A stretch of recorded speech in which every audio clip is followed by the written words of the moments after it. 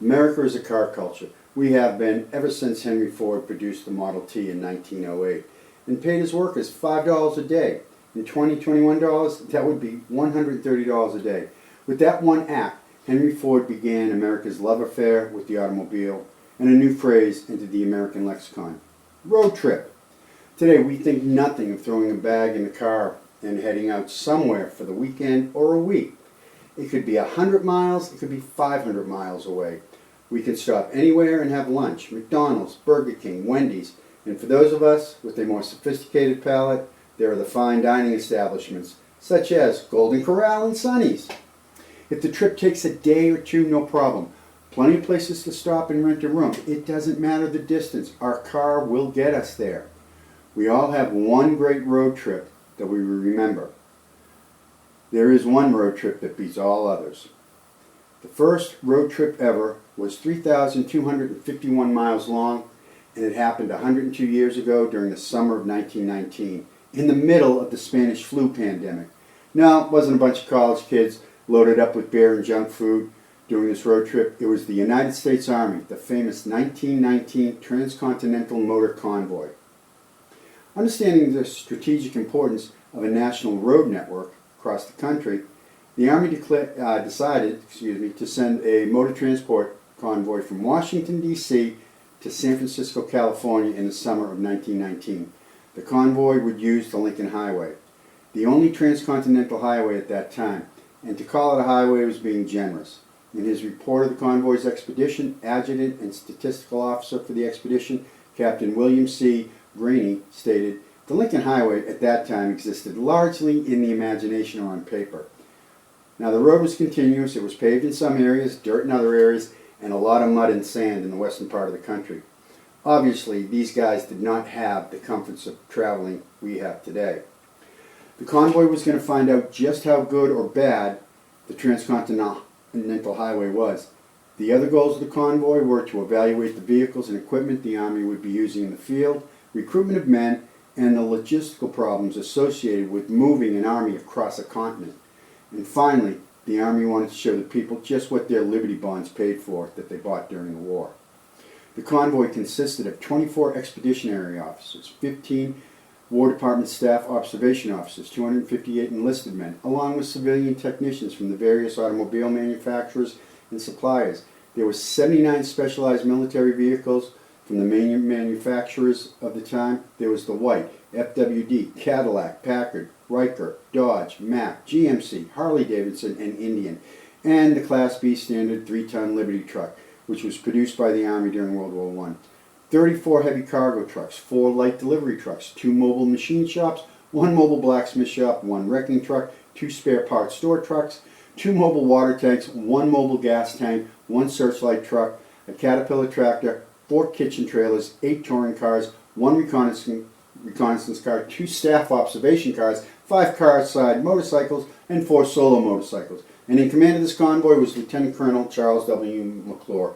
He was only appointed 3 days earlier by Brigadier General Charles B. Drake, Chief of the Motor Transport Corps.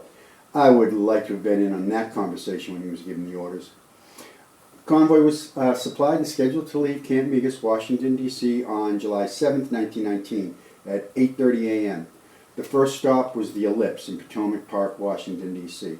The convoy pulled out of Camp Meigis on time. It was over 2 miles long. The first stop, like I said, was the Ellipse by the White House. By the time the first trucks were parking at the White House, the tail end of the convoy was just leaving Camp Meigis. The ceremony at the Ellipse was attended by Washington dignitaries and industry businessmen such as Harvey Firestone and Frank Sieberling of the Goodyear Tire and Rubber Company. Secretary of War Newton Baker gave a commemorative speech, the most notable and prophetic line being, "This is the beginning of a new age." And with that, he unveiled the 0 milestone marker with the inscription "Starting Point of the First Transcontinental Motor Convoy over the Lincoln Highway, 7 July 1919. And with that send-off, Colonel McClure and his expedition departed Washington at 11:15 a.m. First stop, Rockville, Maryland for lunch. Almost immediately, problems occurred. The trio mobile kitchens broke a coupling, and by 2:50 p.m., the white observation car broke its fan belt. The giant Militor had to tow the Class B 3-ton military truck, with the broken magneto into the fairgrounds in Fredericksburg, Maryland. The convoy traveled 46 miles in 7.5 hours. They arrived at camp at 6:30 p.m. Lieutenant Jackson kept a daily log of the expedition, noted the roads were excellent. The weather was fair and warm. That first day's mechanical issues were minor and few compared to what they would encounter over the next 2 months. Every day of the expedition, the convoy would encounter a myriad of mechanical problems, from the minor problems such as a broken fan belt, broken brackets, fouled spark plugs, carburetors being fouled or needing adjusting or cleaning, tires punctured, and to the major breakdowns and accidents due to the inexperience of the Army personnel driving these vehicles and their lack of training. There would be vehicle rollovers, universal joints breaking, connecting rods shearing, cylinders blowing out, radiators being punctured, and through it all, the maintenance company kept that convoy rolling. If they could not get a vehicle running with a roadside repair, there was the Militor 3-ton wrecker, winch and tractor, designed to carry large artillery guns, and in his report, Lieutenant Jackson stated, the artillery wheeled tractor, or Militor as it is popularly known, was unquestionably the most valuable vehicle in the entire convoy, and as a wrecker, for which purpose it was chiefly used, it served with distinction. On the road, the Militor always brought up the rear of the train and rescued any vehicle that had gone into the ditch or took in tow those that were disabled. Hardly a day passed without the Militor doing some towing. Lieutenant Colonel McClure was given a very specific timetable, and he was determined to stick to it. And to maintain this schedule, a well-organized order of march, as the Army says, was followed. First part of the convoy to head out each day was the publicity officer and the recruiting officer. They were usually a day or two ahead of the convoy. In his report, Lieutenant Jackson, less than enthusiastic about their work. Quote, the work of the publicity officer, Lieutenant William Doran, is preparing the people along the route for the arrival of the convoy was, in a large measure, counteracted by the exaggerated and misleading statements which he issued or permitted to be issued through the public press. And it is to be regretted that after having read the newspaper accounts of the convoy, the people of many communities were somewhat disappointed when the train of trucks arrived. Hopefully, Lieutenant Doran found a job on Madison Avenue, because with that kind of endorsement, Dorn's Army career basically ground to a halt. But to be fair to Dorn, the convoy had a civilian public relations tagging along with the convoy, and that person was representing the automobile interests and the Building Good Roads Association. And it was most likely this person hyped the convoy. Now, Colonel William T. Carpenter, the observer for the Coast Artillery Corps, stated in his report on the order of march, 2 officers who served as guides preceded the convoy by a few hours. Each rode a solo motorcycle the entire distance. They determined the route and examined the roads carefully and put up direction markers at crossroads, turns, and other places where the convoy might go astray. Lieutenant Jackson explained in detail how these markers worked.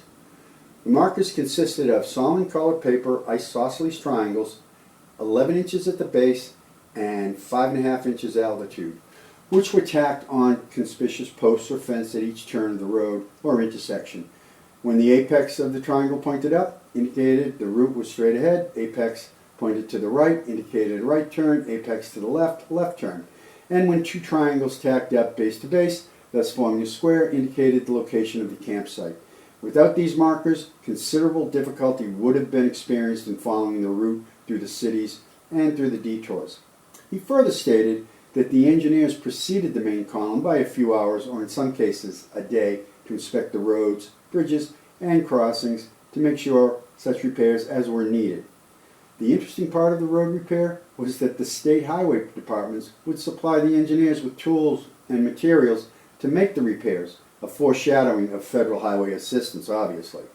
Now, along with the engineers, the mess trucks and the kitchen trailers headed out to a predetermined point. This way they could have the meals ready for the men. There were times during this trek that meals were missed due to serious delays encountered by the main body of the convoy. Now, another cause of meals being delayed or missed entirely was the inadequacy of the mobile kitchen trailers. Lieutenant Colonel Eisenhower stated, kitchen trailers were of the 2- and 4-wheel type. Now, in my opinion, neither is suitable for transport work, and a better one must be devised. The design of the trailers made it impossible for the cook for the cooks to make soup or boil coffee while on the move. By the time the column stopped, half the soup or coffee would have been spilled out. So, they had to start from scratch. About 2 hours after the guards left the camp, the main body of the convoy moved out. Now, the various vehicles in the convoy made efficient travel difficult. Colonel Eisenhower noted in his report, each type of vehicle had, quote, its own most efficient speed rate, causing great difficulty in keeping the trucks properly closed in the convoy formation. This caused a great deal of problems during the trip due to the road conditions along the route, as well as spreading the formation out over many miles. Now, the convoy followed the Lincoln Highway, as stated, which passed through Pennsylvania, Ohio, Indiana, Illinois, Iowa, Nebraska, Wyoming, Utah, Nevada, and California. Colonel Eisenhower noted in his report about the road conditions as far as Indiana being very good and paved most of the way. Only major problem being that the covered bridges were too low and had to be altered, and the roads in some places were too narrow. This required vehicles to drive half on the road and half off the road to accommodate oncoming vehicles. Once the convoy reached Illinois, he stated, in Illinois, we started on dirt roads and practically no pavement was encountered until reaching California. Besides the mechanical problems encountered every day, the biggest problem faced by the convoy was the road itself and the inexperience of the drivers. As stated previously, in the eastern part of the country, the roads were fairly decent. It was the covered bridges that gave the convoy headaches. The roofs of the bridges were too low for the trucks to pass through or under. Now, the engineers had to take down parts of the bridge so the trucks could get through the covered area. Out west, it was the dirt rot. It was the dry rot that caused the bridges to fail. Then the engineers would have to repair or rebuild the bridge. Trucks would break through culverts, causing linkage couplings and universal joints to break. And in the Midwest, the road could turn to gumbo, a thick, viscous form of mud that would cause the trucks and cars to sink up to their hubs. The dust and sand encountered on the dirt roads would clog gearboxes, carburetors. Every day there was a multitude of mishaps and breakdowns. The necessity of roadside repairs, or in some cases, towing the vehicle into camp where the mechanics would complete the repairs. This could take all night in some cases. A number of the mechanical problems and road accidents could have been avoided if the convoy had experienced drivers. The majority of the enlisted men were raw recruits who volunteered because they said they could drive a car. However, they could not drive a truck. One mechanic related how one of the drivers was constantly stalling and breaking down. When he finally rode with the driver to see what the problem was with the truck, he realized the driver did not know how a clutch worked. The driver was using the brakes to shift gears, which caused the truck to stall naturally. The driver had to get out and hand crank that vehicle. He was exhausted. But the indispensable vehicle, as said before, and man as well on this road trip, was the Militor. And the man who drove it, Sergeant First Class T.E. Woods, Jr. On July 15th, while towing a number of vehicles, Sergeant Wood drove from 8 a.m. that morning until 2:50 a.m. the next day without sleep or food. No one thought to send food back to him. And on August 3rd, Sergeant Wood and the Militor towed every truck in the convoy at least once. And at one point, the Militor had 9 trucks chained together and was able to handle the load without a problem and pull them through.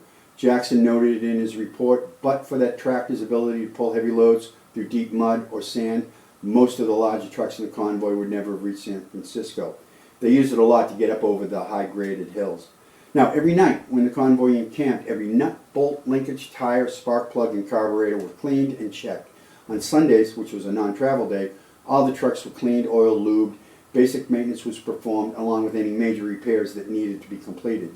Jackson noted in his final report, each Sunday morning in camp was spent in examining radiators, crankcases, transmissions, differential housings, wheel bearings, etc., cleaning them out and refilling them with the proper lubricant whenever necessary.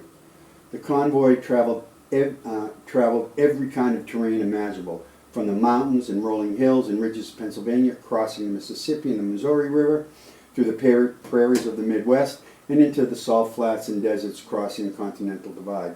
They were negotiating the dangers of the Rocky Mountains and the Sierra Nevada mountain range on roads that were nothing more than trails made by early settlers in some areas. Despite the hardships and long hours, the men on the convoy were treated well by the communities where they encamped for the night. The camps were open to the local population to visit. Local dignitaries and clubs would put on barbecues and dances for the men, while the officers were invited to dine at local clubs. While passing through Akron, Ohio, the whole convoy was invited by Harvey Firestone to his farm in Columbiana for a big fried chicken dinner. The men were treated as celebrities. One man, Private Fred Golick, met a girl on Tuesday. She followed the convoy into Columbus, Ohio, and that Sunday they were married. Right.